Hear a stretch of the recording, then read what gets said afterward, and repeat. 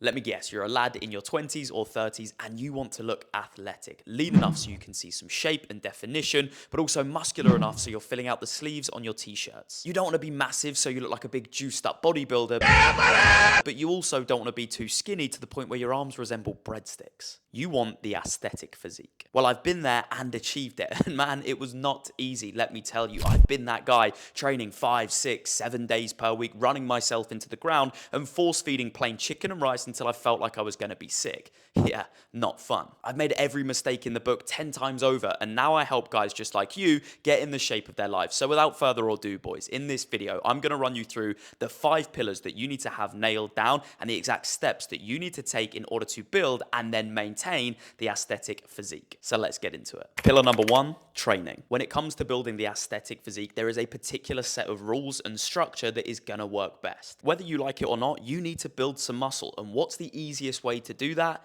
Lift weights. But you don't just want to go into the gym and completely wing it, which is what most lads end up doing, because you're not going to get very far. Now, if I'm being completely honest, you only need to train 3 or 4 days per week. And if you had told me that 7 or 8 years ago, I would have laughed in your face, because I thought the more I do, the more muscle I'm going to build. Unfortunately, that's not how it works. It's what you do in the gym that counts, not how frequently you get yourself there. So what you want to do is get yourself on a training structure that targets each upper body muscle group twice per week. Something like a push, pull, legs, upper split is perfect. Now you've got your structure laid out, you need to start piecing your sessions together. Regardless as to what body part you're training, you want to prioritize compound movements. These are exercises that target 2 or more muscle groups at the same time. These are going to be your best bet when it comes to building muscle, and they're the most time efficient, so it's a win-win. So on your push days, you want to prioritize movements like incline presses, overhead presses, and dips. On your pull days, you want to prioritize movements like pull-ups and rows. On your leg days, you want to be prioritizing your squats and lunge patterns. And then on your upper body days, you want to prioritize a little mix of both things like your pressing movements and your rowing movements. For each session, pick 2 or 3 compound exercises and do these first. Since these are the most taxing and fatiguing exercises, you want to get them out of the way whilst you've got the most amount of energy. Then you want to move on to your isolation exercises. These are smaller movements that target specific muscle groups. Things like your bicep curls, tricep extensions, and chest flies. You want to pick 3 or 4 of these for each session and perform these after you've completed your compound exercises. For all of your exercises, you don't need to do more than 3 sets, and you want to aim for between 6 to 12 reps. Last thing you need to focus on is progressive overload, and the 2 easiest ways to do this is to either increase the weight that you're lifting or increase the number of reps that you get with a given weight. You want to try and do this as frequently as possible, ideally every 2nd or 3rd session. Pillar number 2, cardio. Now what I'm going to say might shock you, but cardio isn't actually a necessity.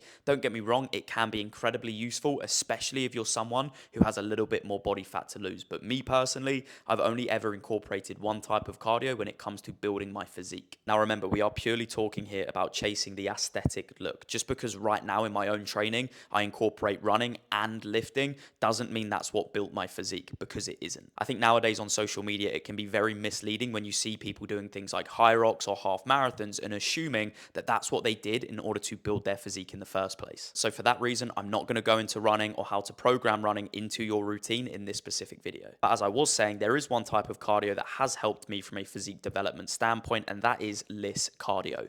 LISS cardio stands for low intensity steady state cardio, and the reason why it's so beneficial, as I'm sure you can imagine, is because it's performed at a low intensity, at a low heart rate. What this means is it doesn't impact your recovery, and it doesn't really impact any of your training sessions either. Now again, it's not necessary, but if you are someone that has a little bit more body fat to lose, adding 2 or 3 LISS cardio sessions into your week is a really smart idea. It just makes staying in a calorie deficit a hell of a lot easier. Pillar number 3, nutrition. Now for me personally, I take an if it fits your macros approach instead of having a set meal plan. However, with that being said, I do have a rotation of meals that I tend to work through because everyone's got their favorites, right? But here's the key. My calorie and macro targets are specifically tailored to me. They're not just random numbers that I've plucked from the internet somewhere. How I structure my macros is ridiculously simple. I consume 1 gram of protein per pound of body weight, try and get around 20% of my calorie intake from a good source of fats, and the rest comes from carbs. The one reason why the aesthetic physique looks so good is because you have to be lean. It's the only way that you're actually going to see the muscle definition and the vascularity that you want. But here's the key. Over 80% of the foods I eat are real foods. They're not processed. They don't come from a packet.